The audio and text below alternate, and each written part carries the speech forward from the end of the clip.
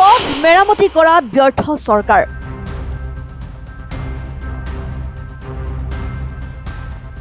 ৰজাঘৰে কৰিব নোৱাৰা কাম কৰি দেখুৱালে ৰাইজে। কামৰূপ নলবাৰী সীমান্তৰ বুৰবুৰী গাঁৱত দুখনকৈ জিলাৰ ৰাইজে মেৰামতি কৰিলে নিজ শকতা বুৰবুৰী পথ। পথ নিৰ্মাণৰ বাবে ব্যক্তিগতভাৱে আৰ্থিক সাহায্য আগবঢ়ালে দুদতীয়া গাঁৱৰ প্ৰাক্তন গাঁও সদস্য জামাল আলীয়ে। জামাল আলীৰ সহযোগত কামৰূপৰ দুদতীয়া গাঁৱৰ আৰু নলবাৰী বুৰবুৰী গাঁৱৰ শিশু মহিলাসহ বহু লোক ওলাই আহিল নিৰ্মাণৰ বাবে। যাতায়াতৰ সমস্যাত জুৰুলা দুয়োখন গাঁৱৰ ৰাইজে দিনে নিশাই শ্ৰমদান কৰি যাতায়াতৰ বাবে প্ৰায় 2 কিলোমিটাৰ দৈৰ্ঘ্যৰ পথটো নিৰ্মাণ কৰি উলিয়ালে। যাতায়াতৰ নামত দুৰ্ভোগ ভুগি অহা লোকসকলে জহি খহি যোৱা পথটো নিৰ্মাণ কৰি ওলোৱাৰ পিছত আনন্দত উৎফুল্লিত হৈ পৰে।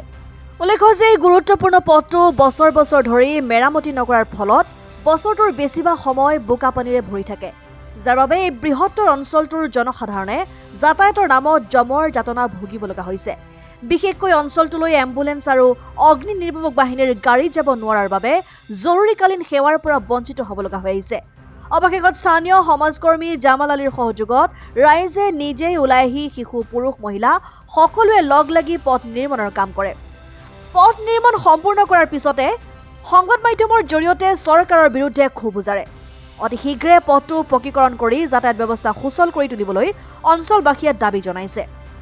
আমি গোটেই ৰাইজৰ সহযোগত আমি প্ৰায়খিনি কাম আমি কৰিছোঁ। ৰাইজৰ সহযোগত আমাৰ যিহেতু চৰকাৰে আমাক চকু ফিৰাই নাচালে, গতিকে আৰু আমি এটা কথা ক'লে হয়তো আমাৰ ৰৈ যাব, আমাৰ যিজন মানুহে আমাক প্ৰায়খিনি সহায় কৰিছে তেখেত আমাৰ ৰঙিয়া এলেকাৰ, তেখেত আমাৰ প্ৰাক্তন গাঁও সদস্য।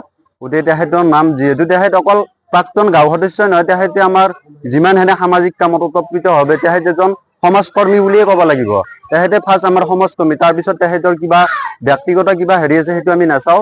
গতিকে তেখেতে জামাল আলী ডাঙৰীয়াই যেখিনি আমাক কাম কৰিছে তেখেতৰ ওচৰত আমি চিৰ কৃতজ্ঞ, চিৰ ঋণী হৈ থাকিম। তেখেতৰ আমি এই কথাখিনি কেতিয়াও পাহৰি নাযাম যেখিনি তেখেতে আমাক সহায় কৰিলে। গতিকে তেখেতক মই গোটেই ৰাইজৰ হৈ তেখেতক মই পুনৰবাৰ আপোনালোকৰ সংবাদ মাধ্যমেৰে ধন্যবাদ জনালোঁ। ৰাইজে আমাৰ গোটেইখিনি ৰাইজে লগ হৈ গাঁঠিৰ ধন খৰচ কৰি যোনে যি পাৰে 200-500 লগ লগাই আমি কিছু সংখ্যক টকা সংগ্ৰহ কৰি ৰাইজৰ সহযোগত আমি এই পথটো আমি নিৰ্মাণ কৰিছোঁ।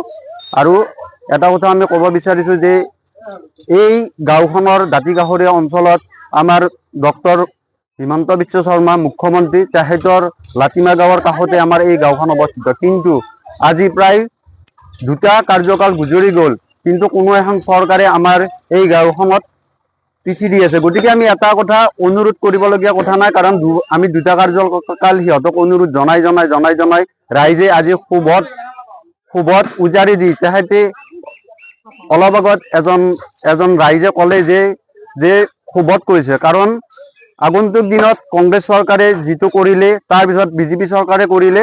আমি এটা কথা স্পষ্টভাৱে কৈছোঁ, কেৱল ভোটৰ লালাহত সংখ্যালঘু ৰাইজক অতিষ্ঠ কৰা বাদ দিয়ক আৰু ৰাইজৰ যি ৰাস্তা ঘাট, কাৰণ এতিয়া আপোনাৰ বাৰিষা কালত আমাৰ ল'ৰা ছোৱালী যাব নোৱাৰে, আমাৰ যিবিলাক আমাৰ মেডিকেলত নিবলগীয়া ৰোগীবিলাক আমাৰ ঠেলাৰে নিব লগা হয়। গতিকে যিটো পৰ্যায়লৈ আমাৰ যাবলগীয়া হৈছে, গতিকে সেইটো পৰ্যায়লৈ যাব লগা হ'ল কিয়? গতিকে ৰাইজৰ কেৱল বিজেপি চৰকাৰখনে দাম বুলি মাৰি ক'লে নহ'ব যে উন্নয়ন কৰিছোঁ। গতিকে উন্নয়নৰ ফলাস্বৰূপ এইখন গাঁৱতে আমি দেখা পাইছোঁ। গতিকে আমি এটা কথা আপোনালোকৰ সংবাদ মাধ্যমেৰে জনাইছোঁ যে আগন্তুক যিখন চৰকাৰ হ'ব, গতিকে সেই চৰকাৰখনে এই গাঁওখনত কেৱল সংখ্যালঘু বুলি আমাক নাচায়, এজন ভোটাৰ হিচাপে, এজন সাধাৰণ ৰাইজ হিচাপে আমাক চাওক, আমি সেইটো অনুৰোধ জনাইছোঁ।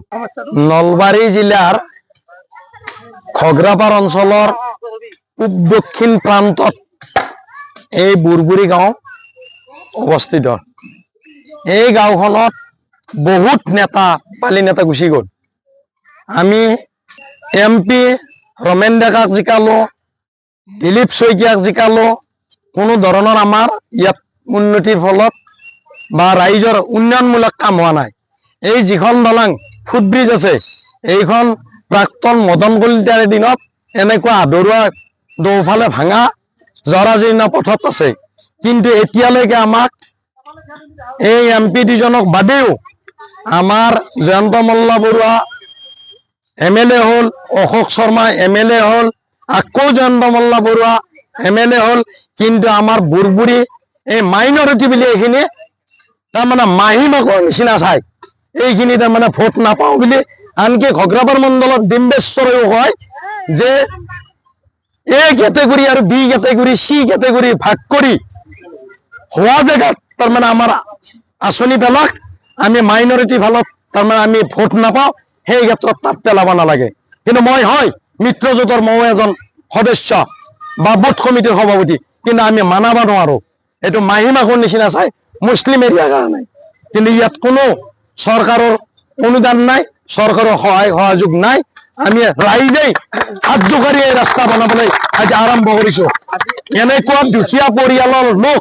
মৎস্যজীৱী আৰু দিন হাজিৰা কৰা মানুহ কিন্তু 200 টকাকৈ পাৰ ঘৰ 200 টকাকৈ তুলি আমি ৰাইজে শ্ৰমদান কৰি আজি এই দলংখনৰ পৰা এই আমাৰ গড়ালমাৰি ৰাইজৰ ফালৰ পৰা আমি ৰাস্তা বান্ধিবলৈ লৈছো কিন্তু আগতে বনোৱা গ'লে ৰাস্তা কোনোবা বিধায়কে ফাণ্ডৰ পইচা দিয়া বুলি নিশ্চয় উঠিব সেইকাৰণে আজি আমি ইলেকশ্যনৰ পিছত আজি ৰাস্তা আমি বান্ধিবলৈ সকলোৱে একত্ৰিত হৈ আজি ৰাইজে এই ৰাস্তা বান্ধিছো ৰঙিয়াৰ পৰা মইদুল চৌধুৰীৰ ৰিপৰ্ট অসম টাইম ৰাইজৰ কণ্ঠ